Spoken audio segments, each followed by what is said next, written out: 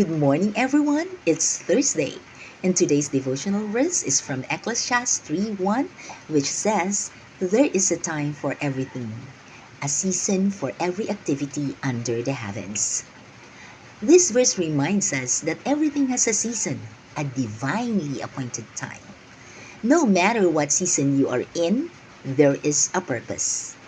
You might be in a season of rejoicing, of waiting, of hurting, of mourning, of breaking, or of letting go.